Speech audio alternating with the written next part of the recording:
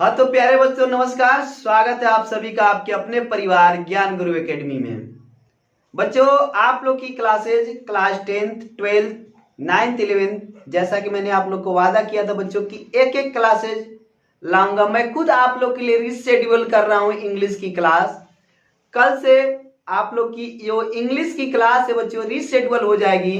किस टाइम पे मैं लाइव इंग्लिश पढ़ाऊंगा ऑन बोर्ड। आप लोग कह रहे थे कि सर बोर्ड पे पढ़ाइए, तो बोर्ड पे पढ़ाऊंगा बेटा, ठीक है। आप लोग की बहुत डिमांड थी कि सर कहीं पर भी किसी भी चैनल पे बहुत बढ़िया से एसएसटी नहीं पढ़ाया जा रहा है। तो बच्चों जैसा कि हम सभी के हमेशा के मार्गदर्शक रहे हैं हमारे बड़े भैया अजय भैया जी, तो वो आप लोग को एसएसटी के लिए गाइडेंस करेंगे और उनका आज का नहीं बच्चों पिछले 10-11 सालों का एसएसटी पढ़ाने का अनुभव है। तो उसका आप लोग पूरा फायदा उठाइएगा और मुझे उम्मीद है कि जैसा कि आप लोगों ने इतने सालों से आज 1.5-2 साल होने जा रहे हैं हमें यूट्यूब पे, 2 साल के करीब हम होने जा रहे हैं और आपने हमारे साथ यूं ही प्यार बनाए रखा, वैसे आप उन्हें भी प्यार देंगे। इनकी वीडियोज को ज्यादा से ज्यादा शेयर कीजिए और पहला क्लास लेने के बाद ही इनसे आपको पता चल जाएगा कि इनके अंदर क्या टैलेंट है। ठीक है बच्चों, तो आइए मैं उन महान व्यक्तित्व से मिलाने जा रहा हूं आप लोग को जो कि हम लोग के सदैव मार्गदर्शक रहे हैं। कभी भी हम लोग होपलेस होते हैं तो हम लोग को एक आशा दिलाइए या फिर भरोसा दिलाने के लिए, हम लोग का आत्मविश्वास बढ़ाने के लिए सदैव हम लोग के साथ खड़े होते हैं। वो हमारे अजय भैया आज से आप लोग को बच्चों पढ़ाएंगे क्या एसएसटी, और एसएसटी के सभी पार्ट्स को कवर करेंगे, चाहे वो जियोग्राफी का पार्ट है, हिस्ट्री का पार्ट है बच्चों, 9th 10th जो भी आप लोग का सिलेबस है बच्चों शुरू करेंगे। यदि आप लोग की डिमांड रही कि सर बोर्ड पर 10th के अलावा 12th का भी पढ़ा दीजिए तो काफी अनुभवी हैं, ठीक है, आप लोग के डिमांड के अकॉर्डिंग वो पढ़ा सकते हैं। लेकिन यदि आप लोग का बढ़िया क्या है बेटा, उनके प्रति आप लोग का बढ़िया आउटपुट है, आपने उनको प्रेम दिया तो जरूर पढ़ाएंगे, क्योंकि हौसला बढ़ना किसी व्यक्ति का जरूरी है। पहले ही वीडियो में बनाया और आपने उनको क्या किया बच्चा, ठीक है, उनका सपोर्ट नहीं किया तो वो भी क्या हो जाएंगे बच्चों, डीमोटिवेट हो जाएंगे। तो ज्यादा से ज्यादा आप उनका क्या करेंगे बच्चों, ठीक है, हौसला बढ़ाएंगे। तो बस तुम बुला दूं, बोलो ओके। चलिए तो आइए सर, स्वागत है आप सभी का, ठीक है, और सर से मिलिए, ठीक है। हेलो स्टूडेंट, आप सभी लोगों का ज्ञान गुरु एकेडमी में स्वागत है। इस चैनल के लिए सर ने बहुत ही काफी मेहनत किया और प्रेरित किया और आप लोगों के लिए इन्होंने अधिक से अधिक प्रयास किया। जो सर हमें बताए कि जो बच्चे जो हैं कि हाई स्कूल में मानचित्र का जो नंबर छोड़ करके चले आते हैं, अब ऐसा आप लोगों के साथ नहीं होगा। सर ने हमें बताया, मैं उनको कहा ठीक है, जो भी 9th 10th 11 के बच्चे हैं, 12th के बच्चे हैं, आप लोगों का मानचित्र से एक भी नंबर का क्वेश्चन छूटेगा नहीं, इसका मैं आपको गारंटी और भरोसा देता हूँ।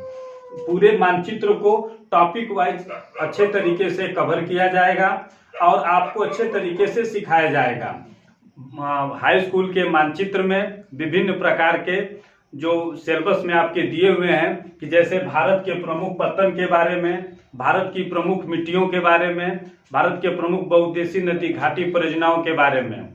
तो जो ये मानचित्र है आपके हाई स्कूल के पेपर में 5 नंबर के आते हैं, जो मैं इसको आपको अलग अलग टॉपिक वाइज मैं आपको बताऊंगा और पढ़ाऊंगा। अब आज हम पढ़ेंगे भारत के प्रमुख पत्तन व बंदरगाह के बारे में। हाई स्कूल के बच्चे देखिए, ये भारत के प्रमुख व पत्तन है, बंदरगाह हैं, और भारत में 13 बड़े बंदरगाह,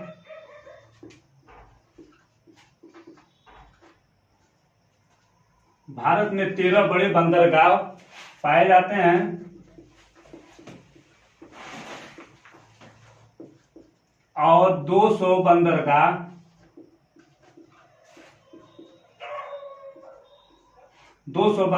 लगभग 200 बंदरगाह लगभग पाए जाते हैं। ये बंदरगाह जो 13 बड़े बंदरगाह हैं, ये केंद्र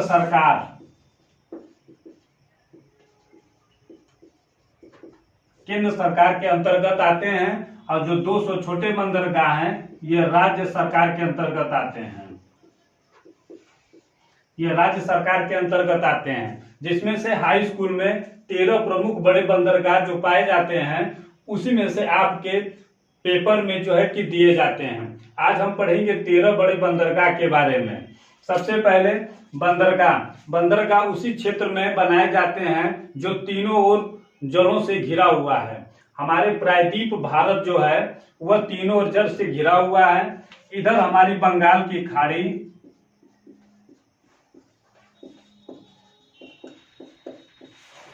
ये पूर्व होता है, इधर हमारा पश्चिम अरब सागर, नीचे हमारा दक्षिण होता है जो हिंद महासागर होता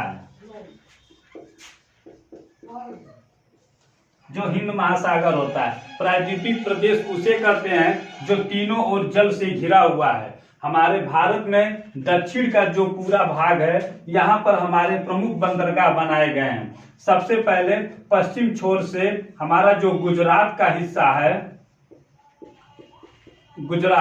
जो हमारा गुजरात राज्य है, यहाँ पर आपके एक बंदरगाह बनाए गए हैं। इस बंदरगाह का नाम है कांडला बंदरगाह। ये कांडला बंदरगाह गुजरात राज्य में पाया जाता है। यह बंदरगाह ज्वारी मुख्य बंदरगाह होता है और इस बंदरगाह से भारत के विभिन्न वस्त्र और सूती उद्योग जो है कि विदेशों को निर्यात किए जाते हैं। गुजरात बंदरगाह के बाद हमारा जो मुंबई का क्षेत्र है, महाराष्ट्र, यहाँ पर भारत का सबसे बड़ा बंदरगाह पाया जाता है, मुंबई बंदरगाह। और इसके भार को कम करने के लिए एक और बंदरगाह बनाया गया, नाहवा सेवा बंदरगाह, और इस समय उसका नाम जवाहरलाल नेहरू बंदरगाह।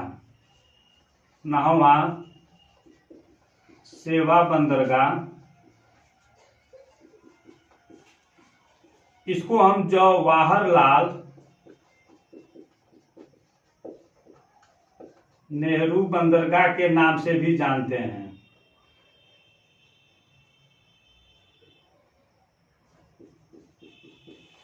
के नाम से भी जानते हैं। भारत का सबसे बड़ा ये बंदरगाह होता है मुंबई बंदरगाह। इसके बाद महाराष्ट्र के नीचे मेरा हिस्सा गोवा आता है, यानी महाराष्ट्र के नीचे गोवा राज्य आता है। गोवा राज्य में आपका एक बंदरगाह बनाया गया है जिसका नाम है मार्म गोवा।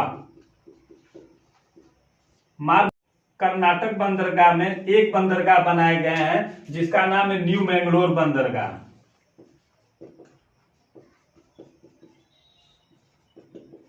न्यू मैंगलोर बंदरगाह आपके कर्नाटक राज्य में पाया जाता है। इसके अलावा नीचे जो है केरल राज्य में एक बंदरगाह है जिसका नाम है कोच्चि बंदरगाह, जहां भारत के बड़े बड़े जहाजों की मरम्मत इसी बंदरगाह पे की जाती है। इस तरह से हमारे पश्चिमी तट के जो बंदरगाह हैं, गुजरात, महाराष्ट्र, गोवा, कर्नाटक और केरल राज्यों में यहाँ पर बंदरगाह ये पश्चिमी तट के बंदरगाह कहे जाते हैं। जो कांडला बंदरगाह गुजरात राज्य में, मुंबई बंदरगाह महाराष्ट्र राज्य में, इसको हम नाहवा सेवा बंदरगाह कहते हैं, या जवाहरलाल नेहरू बंदरगाह जो मुंबई राज्य में पाए जाते हैं महाराष्ट्र में। गोवा में आपका मार्म गोवा बंदरगाह बना हुआ है। कर्नाटक में न्यू मैंगलोर बंदरगाह कर्नाटक राज्य में पाए जाते हैं और कोच्चि बंदरगाह केरल राज्य में पाए जाते हैं। इस तरह से हमारे पश्चिमी तट के ये बंदरगाह होते हैं। आपके हाई स्कूल के एग्जाम पेपर में सिर्फ आपसे पूछेगा कि मार्म गोवा बंदरगाह किस राज्य में पाया जाता है, तो इसको आप आसानी पूर्वक आप सॉल्व कर सकते हैं। अब पूर्वी तट, जो हमारा पूर्वी तट है, पूर्वी तट के बंदरगाह के बारे में आप ध्यान से देखें। केरल राज्य के मेरा राज्य भारत का तमिलनाडु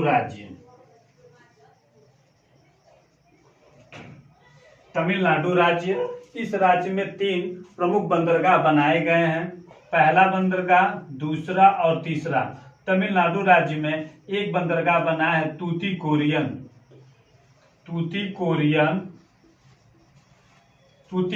बंदरगाह। इसके अलावा दूसरा बनाया गया एन्नोर बंदरगाह और तीसरा बनाया गया चेन्नई बंदरगाह। ये हमारे तमिलनाडु राज्य में 3 बंदरगाह बनाए गए हैं। इसके अलावा आंध्र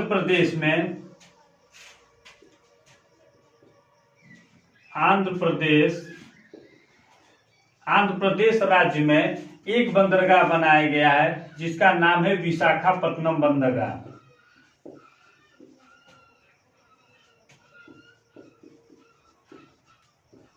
विशाखापत्तनम बंदरगाह ये हमारे भारत का सबसे गहरा बंदरगाह है और भारत का सबसे बड़ा बंदरगाह महाराष्ट्र मुंबई बंदरगाह।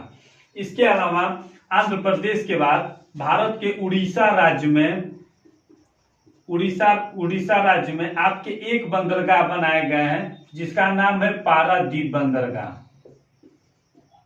ये हाई स्कूल के एग्जाम में अधिक बार ये क्वेश्चन पूछा हुआ है कि पारादीप बंदरगाह भारत के किस राज्य में पाया जाता है, किस राज्य में बनाया जाता है।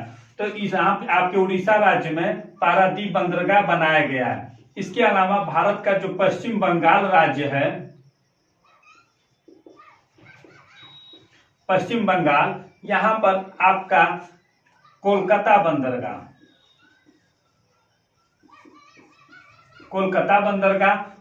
बंदरगाह के भार को कम करने के लिए केंद्र सरकार ने यहाँ एक और बंदरगाह बनाया जिसका नाम हल्दिया बंदरगाह।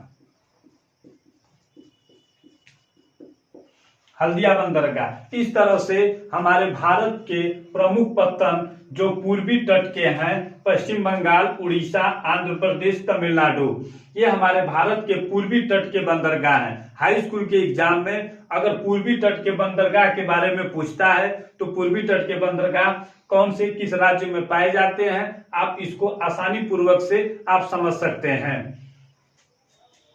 ठीक है, ओके, थैंक यू, धन्यवाद।